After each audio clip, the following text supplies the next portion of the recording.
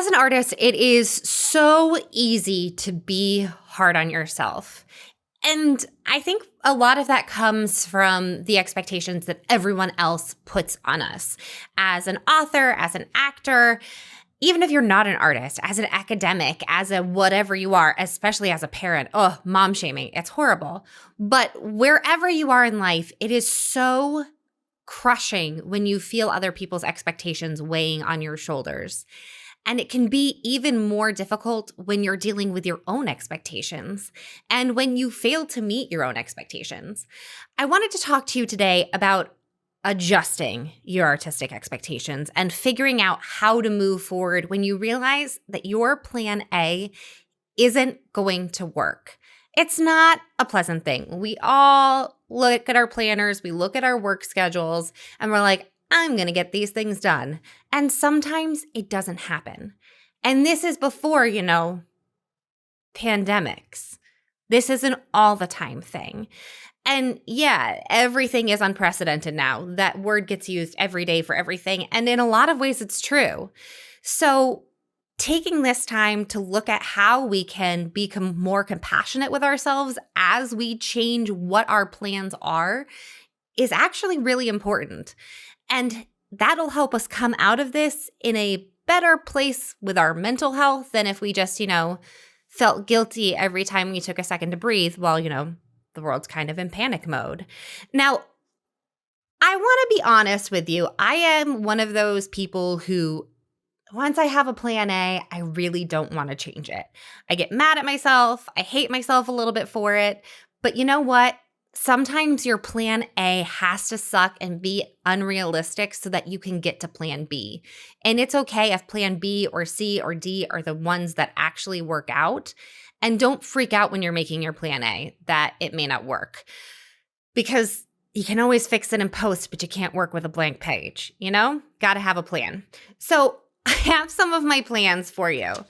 Just because I want to be real with you about how much we actually need to change these things. Now, usually with authors, obviously, my theater schedule is shot. There is no grouping together in a theater to see things right now. So we're not going to talk about that because there's really nothing I can do about it. And it's not my fault. So I can't blame myself for it. I am not powerful enough to start a pandemic. But I do have my author plans that I made. And sometimes past Megan was kind of a jerk to present Megan. What was past Megan thinking here?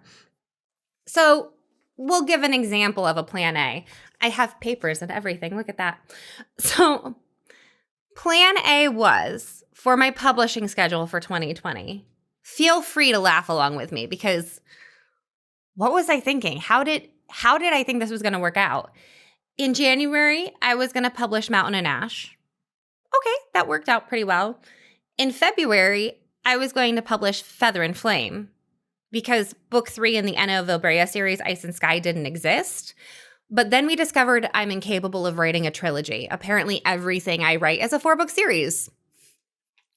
It's okay. We learn things, right? That's part of changing your plan. Then I was going to have a novella published in April. That didn't happen. And a box set of Anna of Ilbrea, the trilogy, which didn't happen, and have Inker and Crown, the first book in another series, out. Then in May, I was going to have out the 3rd Bryan Adams book, June Bryant 4 with a novella.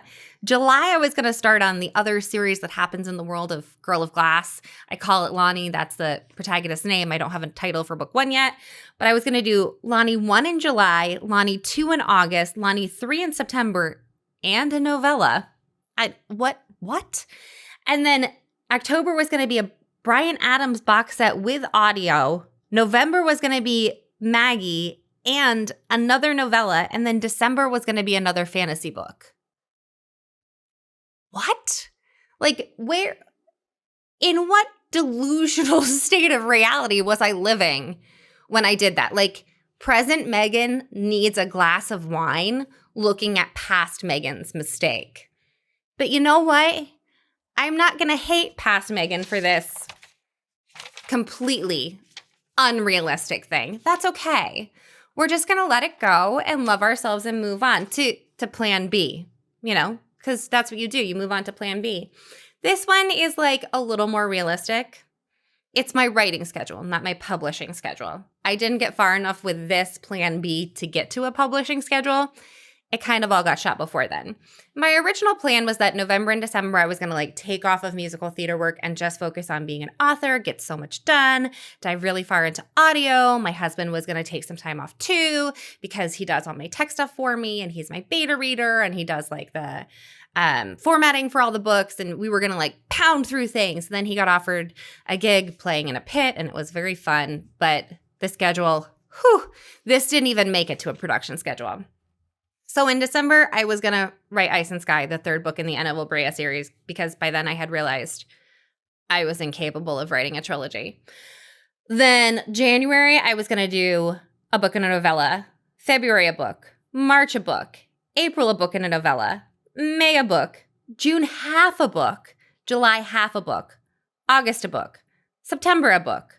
October, prep a book that's already written but needs some polishing to go out and start writing a book. November, finished writing that book, and then December, write another book. Now, okay, legitimately, that plan may have worked. If I had those 2 months to just sit down and pound through a bunch of stuff, I could have gotten far enough ahead that I was never overlapping edits with writing, and then that becomes fairly realistic.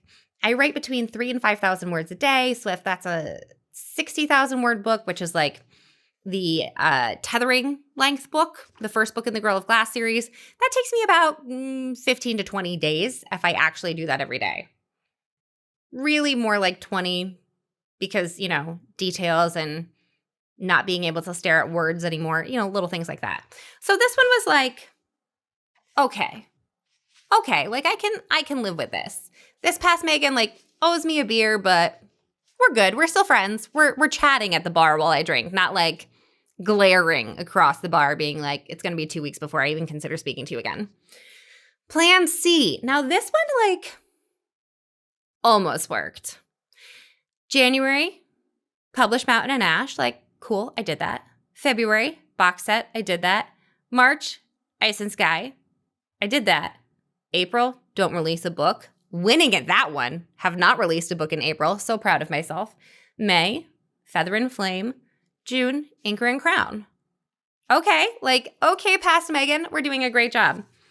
But then I gave up. That's it. That's as far as I planned my life. Maybe I knew weird things were going to happen. Maybe as I was planning this, I was well, and that's when, everything's going to get shot. So don't even bother with it. And now I've moved on to this, which already has scratch outs on it. And it's just not even a plan. It's a list of I'll do things in maybe this order if I don't get distracted.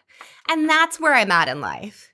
So we went from plan A, which is a book to a book and a half every month and being super productive, to who's to say we're going to write some things and publish them.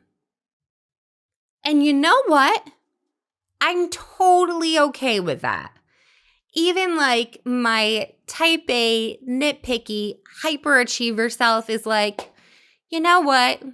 Past Megan was inexperienced and not realistic in any way. Because I've been writing for 8 years, but the whole indie lifestyle, the having control of my schedule, this is only the beginning of year 2 for me. So I'm on a learning curve. And I'm jumping deeper into audiobooks and into different kinds of publicity and ads and this and that. And so those things all take up a lot of time. And I have to let myself have that time. And I have to let myself learn from this experience and create a schedule that I can live with some kind of a work-life balance, which is sort of a concept I don't understand, but that's okay. So no, I'm not just recording this that you can be wow, she's a little bit psychotic and makes a lot of lists and none of them work out. Yes, all of those things may be true. I'm doing this because you are not alone. When this whole quarantine started, I was going to learn 3 songs on the guitar a week, and I was going to do so much yoga. And you know what? We're getting through it. And that counts for life too.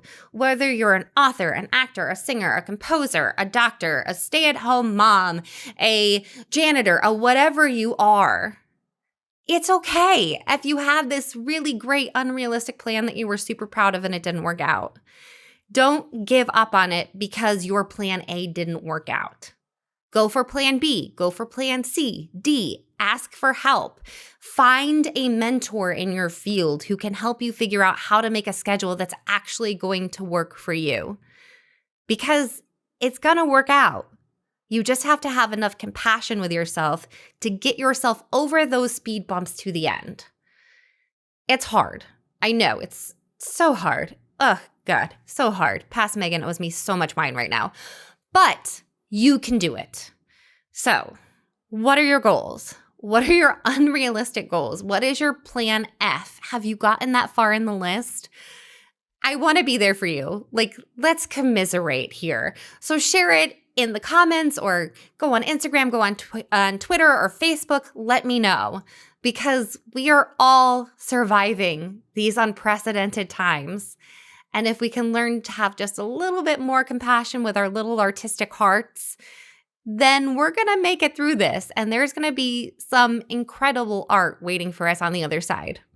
We just have to figure out what the next plan down the line is. Oh, I'll see you next time.